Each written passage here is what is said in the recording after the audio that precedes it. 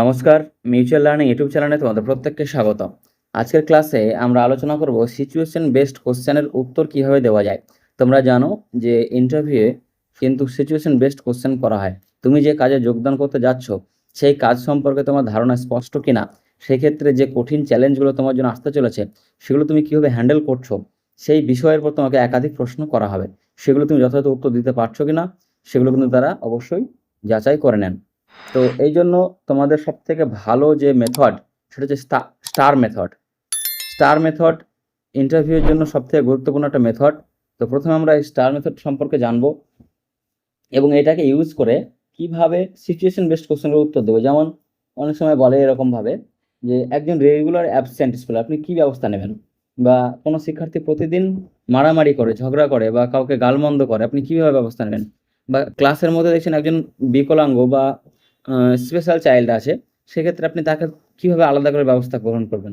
Mid day meal related অনেক প্রশ্ন করা হয়। ইন্টারভিউয়াররা মূলত দুই ধরনের কোশ্চেন করে থাকে, যেহেতু বিদ্যালয় পরিবেশ রিলেটেড প্রশ্নগুলোই হয়। এর মধ্যে প্রথম হচ্ছে mid day meal related. Mid day meal related অনেক ধরনের প্রশ্ন করা হয়। এর মধ্যে হচ্ছে, মনে করুন আপনি এইচটি বা হেড টিচার, মিড ডে মিলের খাবারের মান কিভাবে বাড়াবেন, এই প্রশ্নটা অনেক করা হয়। এখান থেকে আরো অন্যান্য প্রশ্ন করা হয়, যেমন বর্তমানে মিড ডে মিলের খরচ কত মাথা পিছু, সেখানে কেন্দ্র রাজ্যের ভাগ কত, এগুলো তোমাদের মিড ডে মিল ক্লাসে অবশ্যই রয়েছে, সেটা দেখে নিতে পারবে থেকে গিয়ে। তো সেখানে বলা হলো যে এই সামান্য অর্থে বাচ্চাদের খাবারের মান আপনি কিভাবে উন্নত করবেন। বা বলা হলো কয়েকজন বাচ্চা মিড ডে মিল খায় না, আপনি কি ব্যবস্থা নেবেন। আপনি কি বাচ্চাদের মিড ডে মিল খাবেন? মিড ডে মিলে টিকটিকি পড়লে আপনি কি করবেন? এছাড়া আরো ধরনের কোশ্চেন হয়, সেটা হচ্ছে ক্লাসরুম ম্যানেজমেন্ট রিলেটেড। যেহেতু আপনি অ্যাজ এ টিচার, শিক্ষক শিক্ষিকা হিসাবে সেখানে যোগদান করবেন, সেখানে ক্লাসরুম ম্যানেজমেন্ট একটা বড় দক্ষতা। সেই দক্ষতার উপরে আপনার অভিজ্ঞতা আছে কিনা বা আপনি সেটা হ্যান্ডেল করতে পারবেন কিনা। এখানে যেমন কয়েকটা প্রশ্ন আমি দেখেছি, দেখো যে কোনো শিক্ষার্থী প্রতিদিন মারামারি করে বা গালমন্দ করে, এরকম ধরনের তুমি কি ব্যবস্থা নেবে। একজন কথা বলতে পারে না, বাকিরা সেটা নিয়ে কটূক্তি করে থাকে, এটা তুমি কিভাবে সমাধান করবে।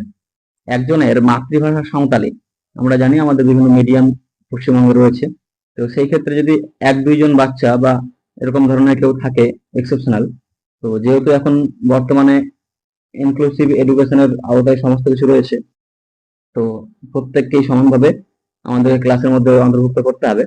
তো সেই ক্ষেত্রে সেটা তুমি কি করে হ্যান্ডেল করবে।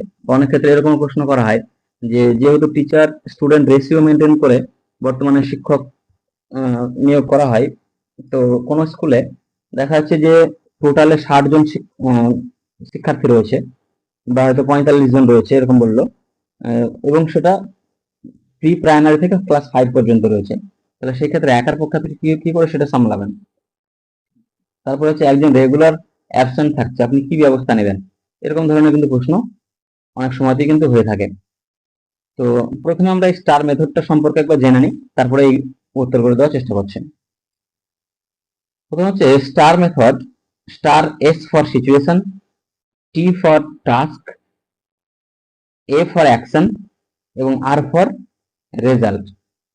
এটি একটি কাঠামোগত কৌশল যা প্রার্থীরা আচরণগত এবং পরিস্থিতিগত সাক্ষাৎকারে প্রশ্ন উত্তর দেওয়ার জন্য ব্যবহার করেন। এগুলো আমরা প্রশ্নের মাধ্যমে ডিটেলসে আলোচনা করার চেষ্টা করছি। এগুলো তোমরা একটু দেখে নেবে, পিডিএফটা আমি টেলিগ্রামে দিয়ে দেবো, তোমরা চাইলে সেখান থেকে দেখে নিতে পারো। তো প্রথম হচ্ছে যে স্টার কৌশলটি যেসব সাধারণ প্রশ্নে প্রয়োগ করা যেতে পারে তার মধ্যে হচ্ছে দ্বন্দ্ব ব্যবস্থাপনা, সময় ব্যবস্থাপনা, সমস্যা সমাধান এবং আন্তঃব্যক্তিক দক্ষতা। এগুলো আমরা স্টেপ বাই স্টেপ দেখি। দ্বন্দ্ব ব্যবস্থাপনা, যেমন বলা হলো যে পাস ফেল তুলে দেওয়া কি আপনার সমর্থনযোগ্য। আমরা জানি প্রত্যেকেই যে এখন বর্তমানে ক্লাস 8 পর্যন্ত পাস ফেল উঠে গেছে বা তুলে দেওয়া হয়েছে, তো এর পিছনে অনেক কারণ আছে। তো এই ধরনের উত্তর যখন তোমরা দিতে যাবে তখন কখনোই বিতর্কমূলক কোনো দৃষ্টিভঙ্গি সেখানে স্থাপন করবে না। বিভিন্ন কমিশন যখন গঠন হয় সেখানে অনেক এক্সপার্টরা থাকেন, তাদের দ্বারা এগুলো গঠিত হয়, সুতরাং আমরা তাদের ঊর্ধ্বে নই, যার জন্য আমরা এটাকে অবশ্যই সমর্থন করব। সেক্ষেত্রে তার যুক্তিকতা দিয়ে আমরা এরকম বলতে পারি, তবে কিছু ক্ষেত্রে তোমার নিজস্ব মতামত থাকলে সেটাও তুমি দিতে পারো। তারপর যে সময় ব্যবস্থাপনা, মিড ডে মিল কর্মীর অনুপস্থিতিতে আপনি কি পদক্ষেপ গ্রহণ করবেন? সমস্যা ব্যবস্থাপনা, দুজন শিক্ষার্থী খুব বেশি কথা বলে, ঝগড়া করে ক্লাস চলাকালীন, আপনি কি ব্যবস্থা নেবেন? এটা হচ্ছে সমস্যা ব্যবস্থাপনামূলক। আন্তঃব্যক্তিক দক্ষতা, মানে একই ব্যক্তির মধ্যে দুই রকমের দক্ষতা থাকতেই পারে, এটা স্বাভাবিক ঘটনা। একজন শিক্ষার্থী সুন্দর ছবি আঁকে কিন্তু পড়াশোনায় চূড়ান্ত অমনোযোগী, সেই ক্ষেত্রে আপনি কি করবেন? এই ধরনের বিভিন্ন প্রশ্ন কিন্তু উত্তর স্টার মেথডের মাধ্যমে দেওয়া হয়। এরকম একটা প্রশ্ন আমরা ভেঙে ভেঙে দেখি। প্রশ্নটা হচ্ছে, ক্লাসে কিছু ছাত্রছাত্রী অনবরত কথা বলছে, তারা ক্লাসটি করতে চূড়ান্ত অমনোযোগী, আপনি কি করবেন? এবার প্রথমে যে সিচুয়েশন তোমাকে বুঝে নিতে হবে। এস ফর সিচুয়েশন, এক দুইজন কোনো কারণে কথা বললে তাদের নিজস্ব সুবিধা বা অসুবিধা হতে পারে, কিন্তু তার বেশি জন কথা বললে এটা ইঙ্গিত দেয় যে ক্লাসটি তাদের আনন্দ প্রদান বা আকর্ষিত করছে না। এই তুমি এটা বলা মানে মনে বুঝতে পারবেন যে তুমি সেই সিচুয়েশনের মধ্যে নিজেকে খুঁজে পাচ্ছ। তারপর হচ্ছে কি টি, টি ফর হচ্ছে টাস্ক। এক্ষেত্রে তোমার করণীয় কি? অ্যাজ এ টিচার তুমি কি করতে পারো?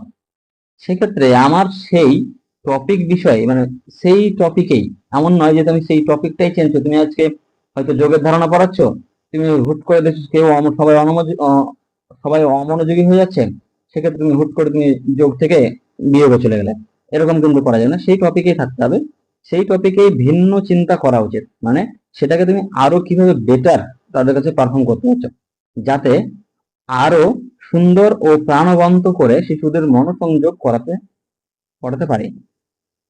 এটা হচ্ছে তোমার টাস্ক, তোমার এজ এ টিচার তোমার এটাই কর্তব্য, তাদেরকে আবার মনোযোগী করা ক্লাসের প্রতি। এবার হচ্ছে তুমি সেটা করার জন্য কি ব্যবস্থা নিচ্ছ? Action, A for action. এক্ষেত্রে আমি শিখন পদ্ধতি পরিবর্তন বা সংযোজন করে হাতে কলমে বা কৃত্তালি নির্ভর বা মজার ছলে বিষয়টি উপস্থাপন করবো। তো সেক্ষেত্রে তুমি কি করতে পারো, তাদের অ্যাটেনশন নেওয়ার জন্য তুমি কোনো অ্যাক্টিভিটি করতে পারো তাদের সামনে, বা কোনো মজা বা জোকস, বা সেই টপিক রিলেটেড কোন একটা অঙ্গভঙ্গি, যেটাতে তারা কি হবে, হঠাৎ করে তাদের দৃষ্টি আকর্ষণ কিন্তু চলে আসবে, তোমার প্রতি ধ্যান চলে আসবে। তো এটা হচ্ছে তোমার কাজ। এবার যখনই তারা তোমার প্রতি মনোযোগী হবে, তখন কি করো, তুমি আস্তে আস্তে তাদেরকে আবার পার্টির মধ্যে প্রবেশ করাতে পারো। এটা হচ্ছে তোমার অ্যাকশন, তুমি সেই ব্যবস্থা সেই জন্য তুমি কি করতে পারো, অ্যাক্টিভিটি বেসড, সবাইকে হাত মানে ব্যস্ত রাখতে পারো, বা অভিনয় করে দেখাতে পারো সেই বিষয়টা। হ্যাঁ, এটা হচ্ছে তোমার কাজ। এবং এর ফলে রেজাল্ট কি হলো? আর ফল রেজাল্ট, হঠাৎ শিক্ষণ পদ্ধতির পরিবর্তনে শিশুরা আকর্ষিত হবে, তাদের আগ্রহ সৃষ্টি হবে এবং আনন্দের সাথে পাঠে অংশগ্রহণ করবে, যেটা তোমার মূল উদ্দেশ্য, তাদেরকে পাঠের মধ্যে ইনক্লুড করা। তো এই হচ্ছে স্টার পদ্ধতির একটা মেথড। এইভাবে যদি তোমরা উত্তর দিতে পারো, এবার কি তুমি এইভাবে প্রত্যেকটা প্রশ্নের উত্তর তো সেই মুহূর্তে পরপর এইভাবে সাজিয়ে গুছিয়ে দিতে পারছো না, কিন্তু মোটামুটি তোমার উত্তর রেডি করার যে কৌশলটা হবে সেটা কিন্তু এইরকমই হওয়া উচিত। বর্তমানে যেহেতু ইন্টারভিউ এখনো সময় আছে, তোমরা বিভিন্ন প্রশ্নগুলোর উত্তর নিজেরাই প্রস্তুত করে রাখবে, এবং তার কাউন্টার প্রশ্নগুলো কিন্তু তোমরা অবশ্যই রেডি করে রাখবে। যে কোনো বিষয়ে তোমাকে যখনই কোনো একটা প্রশ্ন করা হলো, তখন তোমার উত্তরের মধ্যে থেকে তারা কিন্তু আবার প্রশ্ন খুঁজে নেবেন। তো এই ব্যাপারে কিন্তু সচেতন থাকতে হবে। তো এই ছিল আজকের ভিডিও। এরকম যদি তোমাদের কোনো সিচুয়েশন বেসড প্রশ্নের উত্তরের প্রয়োজন হয়, সেক্ষেত্রে তোমার কমেন্ট বক্সে কমেন্ট করে জানাতে পারো। সবাই ভালো থেকো, ধন্যবাদ।